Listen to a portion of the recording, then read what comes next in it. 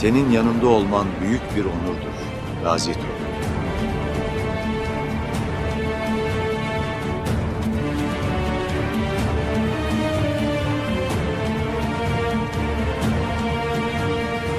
السلام عليكم ورحمة الله وبركاته. خبجمتوتا في هردفتوتا خنيا إيجا هجوجي أراخنا اللي تنتلا خنيا كان بيسيس لما فا كرولوس أورحان كتا تكفا كبني رفنية تجرا إيجا بيسيس نكني كان قال لك فمي جرو كان لما فالا واي سينا يوكان فيلم أزدي مخيستي وان با نوف مولسا كان أفتي تنتلا خنيا خيستي تنتلا خنيا كان هجوجي أراخ خيستي وانتوني نتي إلى اللو عثمان بيكم تبورسا أك إنجفتو بربادو في akkasuma akkaataa Orhaan Bey ittiin injifachuu barbaadu nutti ni agarsiisa. Qormaata Orhaan Bey mudatu waliin ni ilaalla. Oduu waa'ee gaa'ila Alaaddiin Bey irratti illee waliin ni mari'anna. Alaaddiin Bey fi Goonjaan ijoollee waan hin qabneef akka gaa'ila Alaaddiin godhatuuf dubbatamaa jira. Kunoo maaliif ta'e xiinxala keessatti waliin ni ilaalla. Akkasumas hiriyaan Usmaan Bey jaallatamaan Booraan Bey akkamitti akka booji'ame yookaan hidhamee fi akkasuma akkamitti akka bilisa ba'uu danda'u waliin kan ilaallu ta'a. Kanuma wal qabatee egaa waa'ee ajajaa buursaa haaroo kanaallee waliin ni dubbanna. Garuu viidiyoo keenya kana jalqabuudhaan duratti warroonni chaanaala Oromoo Riikardii 100dhaaf haaroo taatan chaanaala keenya subscribe, like, share godhu hin dagatina. Akkasuma viidiyoo keenya kana haga dhumatti yoo daawwattan waa'ee Kurulus Orhaan kutaa tokkoffaa isaa keessatti wantoota ta'u kan as keessatti dhageessan ta'a. Kanaaf viidiyoo keenya kana hanga dhumatti daawwadha. Akkasuma akkuma torbee darbee isiniin jennee turre warroonni VPN akka nuti isiniin jennetti buufattanii daawwattan galatoomaa isiniin jechuu barbaada. Akkasuma warroonni arraan tana daawwachaa jirtanilleen viidiyoo keenya kana VPN itti banachuudhaan akka nu daawwattan kabajaa fi jaalalaan isin gaafanna. Galatoomaa. Viidiyoo keenya kana jalqabuudhaan duratti intiroo gabaabaa booda walitti dachaana. Egaa walitti dachaaniiti jira kabajamtoota hordoftoota keenya akkuma jalqaba irratti isiniin jedhee ture chaanaala keenya Oromoo Riikardii 100 subscribe godhachuudhaan mallattoo notificationaa yookaan bilbilaa kana tuquudhaan olirra kaa'adha. Wannoonni nuti galakkifnu akka jalqaba irratti isin dhaqqabuuf notification banachuun dirqama taha. Kanaaf akkas godhadhaadhaan isiniin ja'a. Akkasuma viidiyoo keenya kana VPN banaadhaatiin nu daawwadhaadha. Asumaanuu namoonni baay'een chaanaala keenya kan filimoonni garagaraa irratti galakkifamaa jiraniif gaafii baay'ee gaafachaati jiru. Chaanaalli keenya inni duraanii akkuma isin tiimee jiru haak tahamee jira. Haak jechuun hatameeti jira. Kanaaf warroonni nu hordofuu barbaadan chaanaala haaroo qabnaa nama 300 wayirra jira. Kanaaf isa san jalatti seentanii nu hordofuu dandeessanii karaa YouTube yoo daawwachaa jiraattan linkiin description boxii yookaan gara gadii kana bakka barreeffamaa kana tuquudhaan linkiin ni jirti. Telegram keenya kan jettu tuqxanii seenuu dandeessanii. Facebook yoo ta'e immoo linkiin commentii viidiyoo kanaa jalqabarra jirti tuqxanii seenuu dandeessanii. Akkasuma TikTok yoo ta'e immoo linkiin profile keenya jala jirti linkii san tuqxanii seenuu dandeessan. Asumaan isin jaa isin beessuu barbaadeeti jalqabarratti xiinxala keenya eegaluudhaan duratti VPN banadhaatiin nu daawwadhaa haga dhumatti yoo hordoftan wantoota garagaraa addiisiniif baafna. Kanaaf turtiin keessan nu faana haa ta'u isiniin jecha xiinxala keenya jalqabna. Filima keenya kan kutaadhaan deemu kan mata dureen isaa Kurulus Orhaan jedhuun bakka bu'amee jiru kun mata duree filima wal duraa duuba duraanii yookaan kutaadhaan kan deemu Kurulus Osmaan kan ture gara Orhaanitti yookaan Kurulus Orhaanitti jijjiiramee jira. Kanuma qofa amma jijjiirameera. Sababni isaa immoo mata dureen kun Orhaan qofa irratti waan xiyyeeffatuufi akkuma kan jalqaba Ertugrul irraa gara Kurulus Osmaanitti jijjiiramee Osmaan qofa irratti xiyyeeffate akkasuma kunilleen Orhaan qofa irratti xiyyeeffata. Sababuma kanaaf jecha maqaa kana irraa jijjiiran isiniin jechuu barbaanneeti. Warroonni arrarraa qabee warroonni Kurulus Osmaan eegaa jirtan Kurulus Osmaan bara kana hin jalqabu kan bara kana jalqabu Kurulus Orhaanidha. Akkasitti beekaa isiniin jaa namoonni hundinuu warri viidiyoo kana daawwatan share godhaatii namoota kaan biraan gahaa isiniin jecha. Akkasuma sultaanni Usmaaniyaa akka ijaaramee beektanis sultaanni Orhaan jedhamee moggaafamee hin beeku. Haa ta'u malee garuu jijjiiramni maqaa dhageeffattoonni kun yookaan Kurulus Osmaan yookaan Kurulus Orhaan ta'uu isaa akka hin burjaajoofne qofa mirkaneessaa jechuudha. Akkana jechuun sultaanni Orhaan dawlaa Usmaanumaa garuu akka namni hin burjaajoofneef addaan baasanii jechuu isiniif himuu barbaanneeti. Malee dawlaa amma fakkeenyaaf Ottoman Turkii yeroo jedhamu Usmaan baananii garuu ammoo silaa dawlaa Ottoman Turkii jaanitti ofuu yookaan Kurulus Usmaan jaametti ofamuu numa danda'a. Garuu namni akka hin burjaajoofneef yookaan namarratti akka waliin fakkaanneef jecha bifa kanaan godhamee isinii jechuu barbaanneeti. Egaa kan akkasitti kan hubattan barbaannaa kanarraa kan hafe viidiyoo kanaan dura irratti yookaan viidiyoo beeysa tokkoffaa irratti waa'ee kanaa dubbanneeti jirra yookaan mari'annee turre warroonni hin daawwatin beeysa tokkoffaa ni jirti viidiyoon daawwachuu dandeessanii. Egaa injifannoo Buursaa ilaalchisee erga goolaan yookaan masaraan marsuudhaan jalqabame waggoota hedduu akka darbee eeramee jira jechuudha beeysa tokkoffaa keessatti. Erga masaraa Buursaatiin marsanii waggoota baay'een akka jijjiiramee jiru mul'ateeti jira yookaan dubbatameeti jira eeramee ture. Egaa gama kanaan Mahammad Bozdaaq dogoggora sanaan yookaan dogoggora seenaa hin hojjenne garuu namoota seenaa jaallataniif tajaajila badaa hojjeteera. Injifannoo Buursaa bal'inaan agarsiifamuu qaba ture.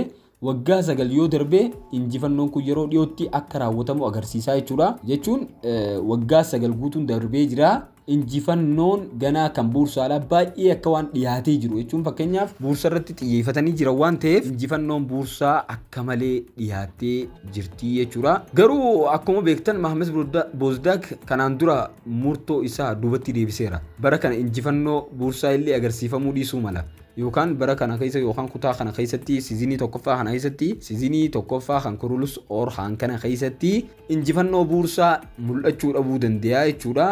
Kana jechuun seenaa waggaa tokko dheeratu yeroo tokko guutuu diriiruu danda'a jechuudha yookaan gara waggaa itti aanutti illee darbuu danda'a. Mahammad Bozdaaq kanaaf dandeettii guddaa qaba akkuma duraan beektanii. Kanaaf fakkeenyi guddaan seenaa kana gosa irraa gareen ishee yeroo ceesisuu yoo ta'u kunis seenaa keessatti sirrii ture. Garuu sababa oduu tokko waa'ee Yanisheer yookaan bulchiinsa Yanisheer sana bara dhumaa Kurulus Usmaan keessatti jechuudha Mahammad Bozdaaq gara gosatti yookaan manneen gosaa keessa jirutti akka deebi'e argitanii jirtu. Yeroo tokko Yanisheer kan turan baratti aanu keessatti ammoo gara gosatti of duuba deebi'anii jiranii akkuma saniitti jechuudha. Kanallee of duuba deebisuu ni danda'u jechuu barbaanneeti Mahammad Bozdaaq. Ammas mo'achuun Buursaa dhiyoo ta'us gosti ammallee yookaan gosa keessa ammallee jiraachuu isaanii agarsiifamaati jira. Silaa Yanisheerii fi ijaarsa isaa nutti agarsiisuu qaba ture. Garuu immoo dhimmi ammallee gosa qofa irratti kan daangeffame waan ta'eef Mahammad Bozdaaq seenaa keessatti hangam sirrii ta'uuf akka yaadu tilmaamuun ni danda'ama jechuudha. Gosa irratti baay'ee xiyyeeffatee jira waan ta'eef. Gama biraatiin beeksisni kunis qabxiilee hawwataa ta'an tokko agarsiiseera. Isaan keessaa inni guddaan Orhaan Bey ilmaan isaa waliin kan mul'atu yoo ta'u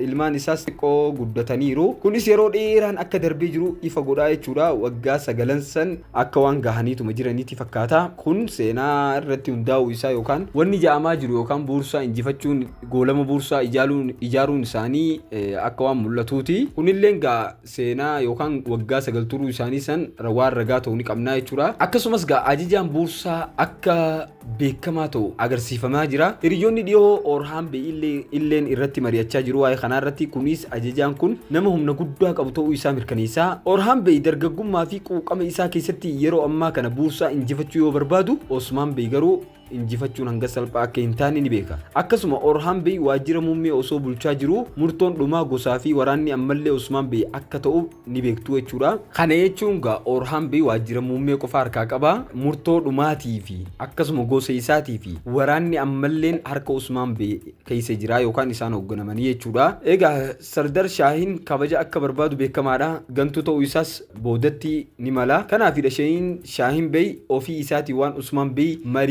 marii keessatti akka waamu taasisuu hin oolu yookaan murtii akka Osmaan Bey kennu akka inni murtii godhu taasisuu hin oolu Osmaan Bey jechuudha. Mana marii sana keessatti Osmaan Bey fi Orhaan Bey fuula tokkorra akka hin jirre ifaadha yookaan yaanni isaanii akka tokko hin taane ni mul'ata. Osmaan Bey yeroo fuuldura isaa deemu Orhaan Bey waan tokko itti himuuf akka yaalu beeksisa irratti ni argitanii. Osmaan Beyitti dubbachuu barbaada garuu Osmaan Bey Orhaan Bey dubbii isaa kan irraan fuudhin didee biraa deeme. Kanaaf Orhaan Bey dubbii Osmaan Bey kana irratti walii hin gallee fi abbaa isaa mormuu akka barbaade ifaadha jechuudha. Kanarratti garuu Osmaan Bey waa'ee kanaa hunda isa dhorkee Osmaan Bey mataan isaa bakka tokko deemuuf qophii ta'uu isaa ni arginu. Osmaan Bey jechuudha akka inni imalaaf deemu ni mul'ata. Lola irrattis akka hirmaatu hin shakkisiisu Osmaan Bey jechuudha. Haleellaa Orhaan Bey naannoo qarqara galaanaatti raawwate kan inni qophaa isaa banee fakkaata. Haleellaa sanirratti illee waan injifate fakkaata. Kanarraa kan hafe mul'ataan tokko keessatti Alaaddiin Bey fi Osmaan Bey lamaan isaanii iyyuu arganiiru yookaan mul'ataniiru achi keessatti jechuudha. Alaaddiin Bey fi Osmaan Bey jechuudha wajjin ta'anii akka waan mul'atanii fakkaata. Osmaan Bey xiqqoo miidhamuu danda'a. Murtoon hafee immoo sana booda Orhaan Bey ta'uu mala. Kun battalumatti ta'uu dhiisuu danda'a. Garuu ammoo mana marii keessatti yaanni Orhaan Bey kan Shaahin Bey fayyadu waan tuffatame fakkaata. Shaahin Bey ajaja mirkaneessuu irratti milkaa'eera. Haleellaa kamiinuu yoo raawwatu buursa injifachuu akka hin dandeenye ifaadha. Kana malees akkuma beeksisa irratti argitan Booraan Bey buursatti basaasa waan tureef achitti qabamee jira. Osmaan Bey hiriyyaa isaa dhiyoo yookaan saahiba akka obboleessa isaa achi keessatti wareegamuu arguu hin barbaadu. Kanaaf Osmaan Bey haala Booraan yaada keessa galchuun murtoo tokko murteessuu qaba fakkaata. Osmaan Bey booji'amuu isaa duraanuu akka beeku beekamaadha.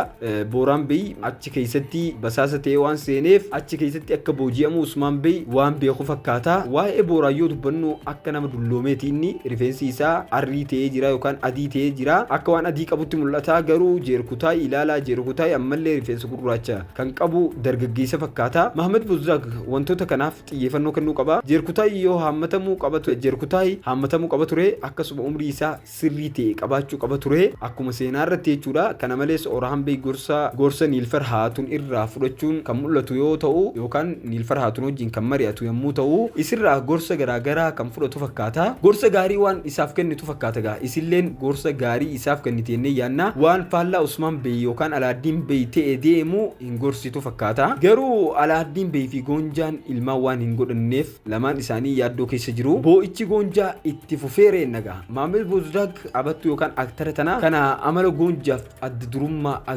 agarsiisaa kana keessatti akka boo'ichaaf deemtu fakkaata yookaan kan isiif kenne fakkaata. Maalumaafuu Alaaddiin Bey gaa'ila lammataa haasa'amaa jira. Akka inni Alaaddiin Bey fuudhee ilmoo harkatuuf garuu gaa'ila lammaffaa waan hin qabanne fakkaata yookaan hin godhanne fakkaata. Seenaa keessatti waa'ee Alaaddiin haadha warraa isaa yookaan ilmaan isaa odeeffannoo baay'een hin jiru. Ijoollee akka qabu ni dubbatama garuu haadha manaa lama qaba. Kana wanni jedhamu amma dura hin garree yookaan wanni jedhamu hin jiru. Egaa Alaaddiin ilaalchisee osoo waa'ee gaa'ila haasa'amaa jiru Goonjaan waan isaan jedhan kana fudhachuu waan hin dandeenye fakkaata. Alaaddiin Bey yeroo dhiyootti garuu mucaa godhachuun isaa ni mala. Amma beeysa kanaa fi kanneen kanaan dura xiyyeeffannoo guddaa kan ture buursaa akka ta'e yaada kennu. Garuu seenaa buursaa keessatti goleewwan tokko haleelamaa waan jiraniif yookaan masaraawwan isaanii keessaa iddoon takka waan haleelamaa jiraniif yookaan dhoomaa jiraniif ni mo'ama. Kana cinatti qabamuun Booraan Bey ni qabna inni booji'ameeti jira. Murtoon Osmaan Bey mana marii keessatti dabarsee Orhaan Bey akka hin gammachiifne beekamaadha. Sababni isaa Sheehin Bey fayyaduun waan hin oolleef gama biraatiin ajajaa fi bulchaan buursaa lamaan isaanii iyyuu namoota balaa qabanidha. Bulchaa sanii fi ajajaalleen bulchaa jechuun kaniif jechuudha masaraa guutuu bulchaa jiru ammoo ajajaan kaniif loltoota ajajuudha. Isaan lachuutu warra balaa qabanidha. Ajajaan hunda caalaa waan balaa qabu fakkaata. Ofii isaatiin nama jabaa nan kabaja jedha garuu keessaan abbaa irreedha yookaan nama badaadha. Egaa maalumaafuu kutaan jalqabaa yookaan kutaan takkaffaan Kurulus Orhaan Oktoobar 29 akka gallakkifamu dubbatamaati jira. Afaan Oromootiin illee guyyaa Khamisaa torbee dhufu jechuudha. Telegiraama keenya haaroo irratti gallakkifama. Achi jalatti daawwachuu dandeessanii liinkiin description boxii jala jirti yookaan iddoo gargadii kanaa iddoo barreeffamni dheeraa itti barraa'u kana jala jirti. Egaa kutaa jalqabaa kanaaf beeksisni lama dabalataan waan gadhiifamuu ni fakkaata torbee kana keessa jechuudha. Lama yoo ta'u baatellee ati tokko dabalataan dhufuun isaa hin oolu garuu ammoo kun oduu mirkanaa'e osoo hin taane tilmaama keenya kan beeksisaa kun jechuudha. Dhumarratti suuraawwan duubaa tokkos ni agarsiifamu. Fakkii haaraa buursaa irratti maal akka yaaddan gaafachuu barbaannaa yookaan buursaa akkamitti akka injifatan yaada keessan isin gaafannaa kutaa yookaan koomentii keenya jalatti nu barreessaadha. Buursaan akkam taati mee ni injifatammoo kutaa as deemu kana keessatti maali waan jedhamu koomentii irratti nu barreessaadha. Warroonni haga ammatti viidiyoo keenya daawwattanii xumurtan VPN jechuudha. VPN daawwadhii koomentii irratti nu barreessi. Akkasuma chaanaala keenyaaf yoo haaroo taatan subscribe godhuu hin dagatinaa mallattoo notificationaa tanallee banadhaadha. Chaanaalota keenya pilaatfoormii keenya kan garaagaraa YouTube akkasuma Facebook pageedhaa fi Instagram X illee ni qabna. Hundi isaa jalatti Oromoo Riikardiin nu hordofaadha. Odeeffannoo garaagaraa harkattan waan ta'eef kanaaf odeeffannoo haarawaa qabannee haga walitti deebinutti inshallah nagayaan nuuf turaa isiniin jenna. Assalaamu alaikum.